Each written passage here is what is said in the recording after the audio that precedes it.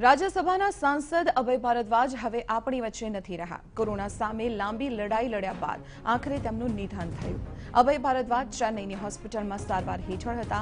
હવે તેમનો પાર્થિવ દેહ તેમના વતન રાજકોટ મોકલાઈ રહ્યો છે। બપોરે 2 વાગે રાજકોટના અમીન માર્ગ પર આવેલા તેમના નિવાસસ્થાને પાર્થિવ દેહને અંતિમ દર્શન માટે રખાશે। સીએમ રૂપાણી તેમના અંતિમ દર્શન માટે હાજર રહેશે। ત્યારબાદ કાલાવાડ રોડ પરના મોટા મહુવા સ્મશાન ગૃહમાં અંતિમ વિધિ કરવામાં આવશે। અંતિમ યાત્રામાં ફક્ત પરિવારજનો જ હાજર રહેશે।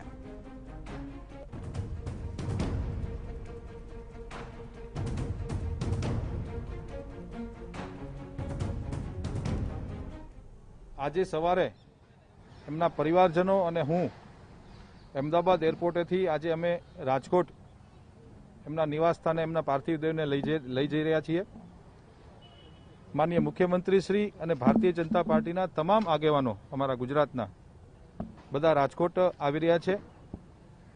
રાજકોટના નગરજનો માટે અને રાજકોટના કાર્યકર્તાઓ માટે માનનીય અભયભાઈ ભારદ્વાજ સાહેબનો પાર્થિવ દેહ દર્શનાર્થે અમે લોકો 1 થી 3 એમના નિવાસસ્થાને રાખવાના છીએ અને 3 વાગ્યા પછી એમના પરિવારના મુખ્ય 50 લોકો કોરોનાની કોવિડની ગાઈડલાઈનને ધ્યાનમાં રાખીને મુખ્ય 50 લોકો 3 વાગ્યાથી કે 3 કે 4 વાગ્યાની વચ્ચે એમની અંતિમ યાત્રા રાજકોટથી નીકળશે।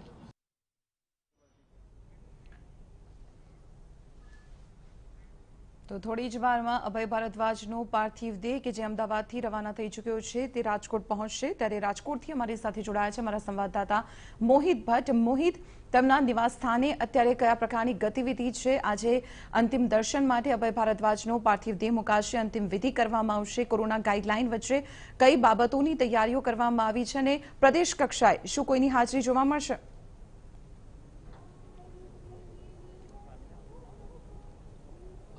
દીપાલી, અત્યારે તેમનો પાર્થિવ દેહ છે તે અમદાવાદથી લીંબડી સુધી પહોંચ્યો છે અને તેમના નિવાસ સ્થાને અત્યારે તમામ તૈયારીઓ છે તેને આખરી ઓપ આપવામાં આવી રહ્યો છે। આપ જે પ્રકારે દ્રશ્યો જોઈ રહ્યા છો કે અહીં તેમનો પાર્થિવ દેહ છે તે રાખવામાં આવશે। અંતિમ દર્શન માટે લીંબડીથી તેઓ નીકળી અને અહીં અંદાજિત જે 12:30 થી 1 વાગ્યે તેઓ અહીં પહોંચશે ત્યારે તેમના નિવાસ સ્થાને 1 કલાક સુધી તેમનો પાર્થિવ દેહ છે તે રાખવામાં આવશે ને ત્યાં તેમની શાસ્ત્રોક્ત વિધિ છે તે કરવામાં આવશે। ત્યારબાદ જાહેર જનતા માટે અહીં તેમનો પાર્થિવ દેહ છે તે રાખવામાં આવશે। પ્રદેશ કક્ષાએથી મુખ્યપ્રધાન વિજય રૂપાણીની સાથે સાથે મંત્રીમંડળના અને સંગઠનના પણ હોદ્દેદારો છે તે ઉપસ્થિત છે। આપણી સાથે ભાજપના પ્રવક્તા રાજુભાઈ ધ્રુવ છે, તેની સાથે વાત કરીશું।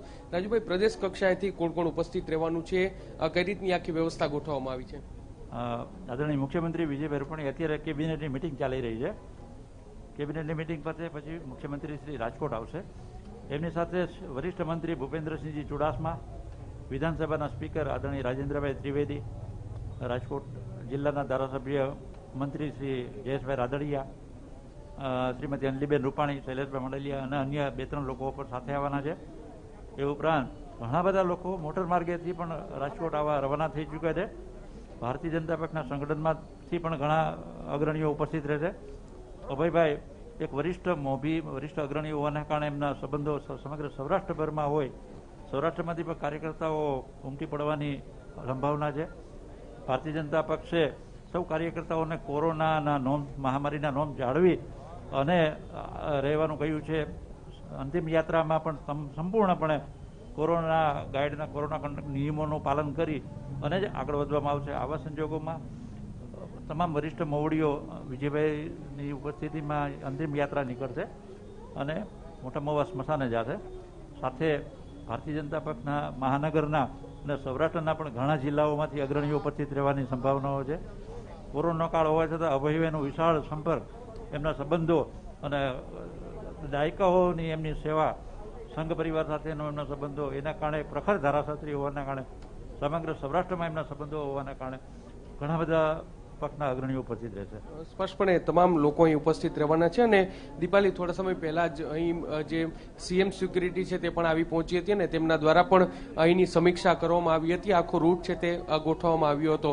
આ એ પટાંગણના દ્રશ્યો કે જ્યાં તેમના પાર્થિવ દેહને લાવવામાં આવશે અને તેમની અંતિમ દર્શન માટે રાખવામાં આવશે। બહારની તરફના દીપાલી આપને હું દ્રશ્યો બતાવવા માંગીશ કે ત્યાં પણ અત્યારે પોલીસ દ્વારા તમામ રોડ છે તે પણ કોર્ડન કરવામાં આવ્યા છે, એટલે સોશિયલ ડિસ્ટન્સ પણ જળવાઈ રહે અને લોકો જ્યારે ઉપસ્થિત હોય ત્યારે કોઈ પણ પ્રકારની અગવડતા ન પડે તે માટેની વ્યવસ્થા પણ અહીં ગોઠવવામાં આવી છે. આપ જે પ્રકારે દ્રશ્યો જોઈ રહ્યા છો કે અહીં જે પણ મહેમાનો આવે તેઓ અને બેસવા માટેની વ્યવસ્થા અહીં રાખવામાં આવી છે ને અહીંથી તેમને જ્યારે પાર્થિવ દેહ તેમની અંતિમ વિધિ નીકળે ત્યારે માત્ર પરિવારના જ જે 50 લોકો છે તેઓ ઉપસ્થિત રહેવાના છે, તેઓ જવાના છે. ત્યારે અંતિમ વિદાય અહીંથી જ તમામ કાર્યકર્તાઓ આપે તે પ્રકારની વ્યવસ્થા છે તે ગોઠવવામાં આવી છે. આપણે અહીં કેટલાક કાર્યકર્તાઓ છે, કેટલાક અગ્રણીઓ છે તેની સાથે વાત કરીશું. આપણી સાથે ડેપ્યુટી મેયર છે.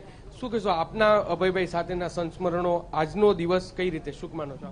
આજનો દિવસ ખૂબ દુઃખદ બનાવ છે. માનનીય અમારા સાંસદ સભ્ય શ્રી અભયભાઈ ભારદ્વાજનું દુઃખદ અવસાન થતાં ખૂબ દુઃખની લાગણી અનુભવી છે અને બધા કાર્યકરો સાથે તેનો આત્મીય સંબંધ